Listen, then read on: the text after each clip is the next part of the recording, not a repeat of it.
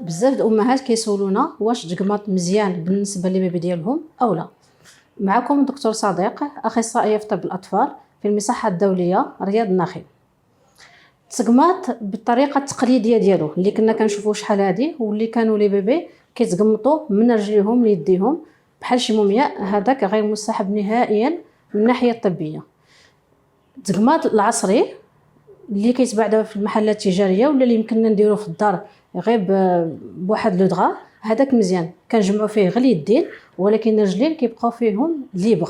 من الاحسن باش كتمكن البيبي باش يدير واحد الحركات اللي كيكونوا مزيان بالنسبه له. من بين فوائد التقماط ان البيبي كيرتاح في النعاس ديالو، ولكن مع هادشي كله خصنا نكونوا نشوفوا الطفل ديالنا فاش كيرتاح. كاين بعض الاطفال ما كيرتاحوش نهائيا في التقماط، دونك ماشي اجباري، ولكن اذا كان البيبي ملي كيديرو كينعس مزيان يمكننا نديروه.